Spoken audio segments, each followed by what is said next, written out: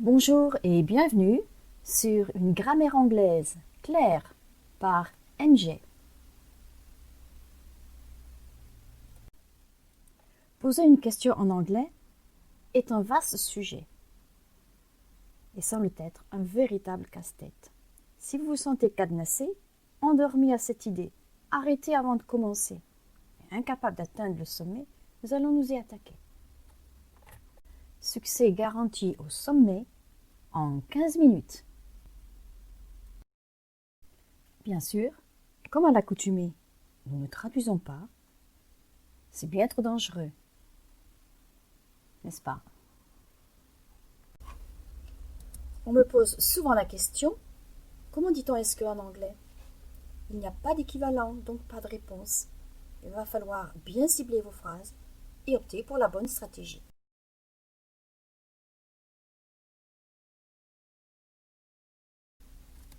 Le plus simple est de se souvenir de la formule de base. La voici. Elle se compose d'un opérateur, plus du sujet, du verbe et du reste de la phrase. Opérateur, plus sujet, plus verbe, plus reste de la phrase. Notez qu'avec cette formule, vous n'obtiendrez que des réponses par oui ou par non.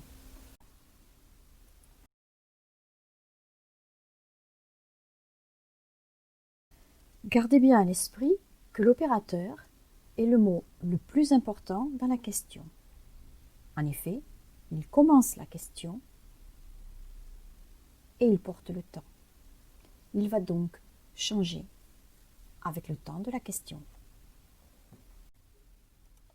La question suivante est quelle forme l'opérateur prend-il? Restons zen. En fait, quels mots font office d'opérateur? Soit les auxiliaires, les voilà, soit les mots. Vous les connaissez. À quel temps correspondent ces opérateurs? Vous pouvez en faire le tri et groupez-les par temps dans chaque nuage. Voici les réponses.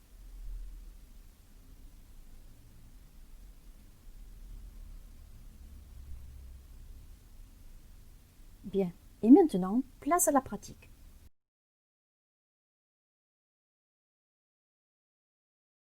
Vous allez examiner une longue série de questions-réponses en situation. Dans un premier temps, imaginez la conversation, puis quand un exemple vous sera donné, écoutez-en les remarques. L'objectif est que la formule de la question vous devienne familière.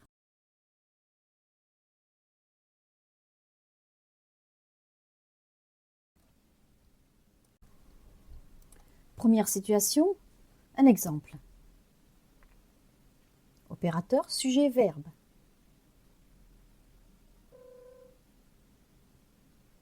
Voici la réponse courte. Elle reprend l'opérateur. Situation numéro 2. Opérateur, sujet, verbe.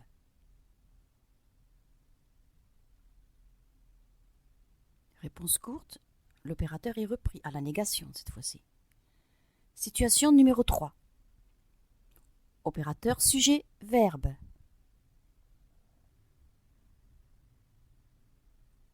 Réponse courte. L'opérateur est repris. Situation numéro 4. Le verbe être est devenu l'opérateur. Réponse courte. L'opérateur est repris. Situation numéro 5. Le verbe être est devenu l'opérateur. Réponse courte. L'opérateur est repris.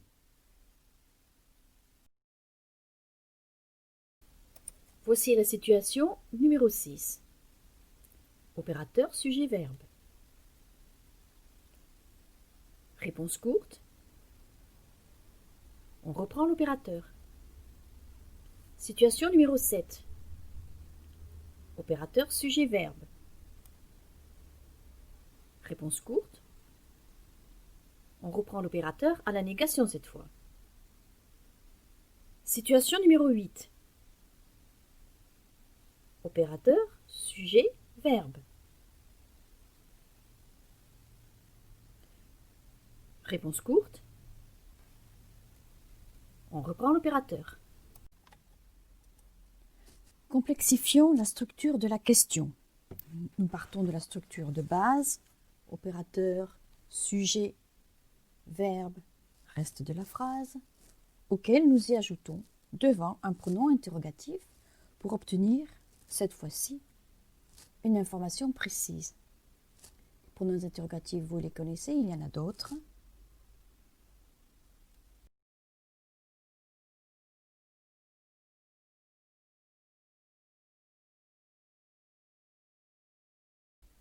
Même activité que les précédentes.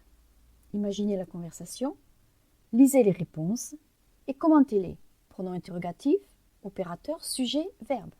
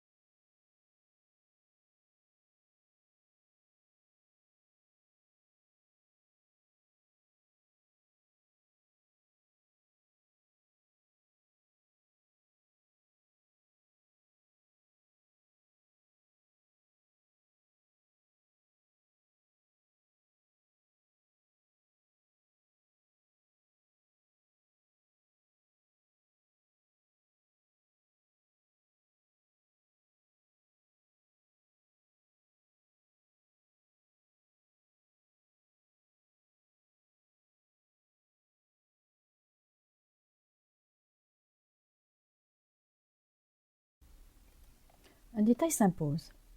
Quand on questionne sur le sujet, avec who, le sujet disparaît de la formule. Who plus le verbe plus le reste de la phrase. Pratique, non? Observez les 3 situations.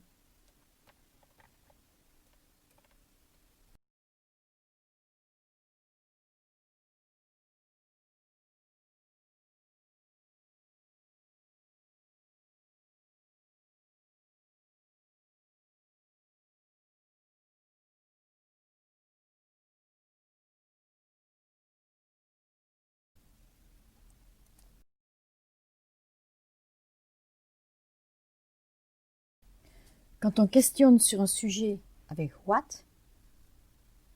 on obtient la même formule. What plus le verbe plus le reste de la phrase. Imaginez les conversations.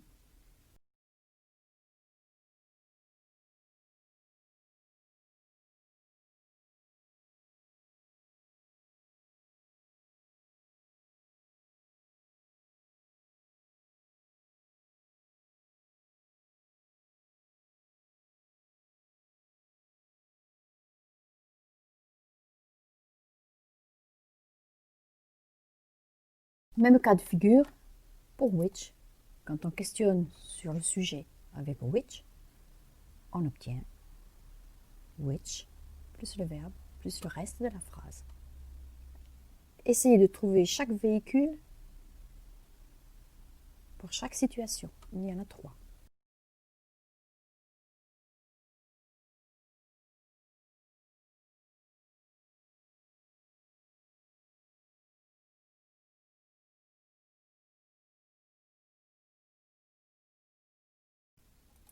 Un petit exercice pour terminer. Voici quelques situations possibles. Imaginez les conversations. Examinez les réponses possibles parmi bien d'autres.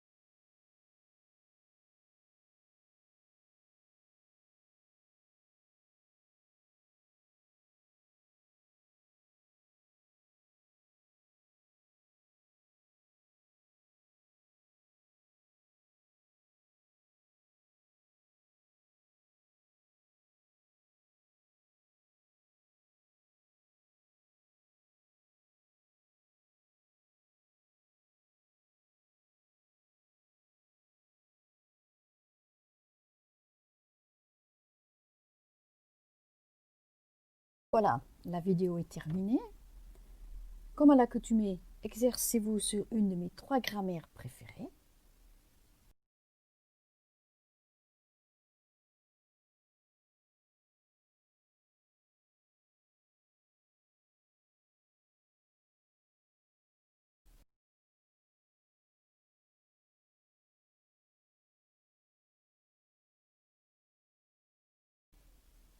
Il ne me reste plus qu'à vous dire félicitez-vous d'avoir terminé et je vous dis à bientôt sur une autre vidéo.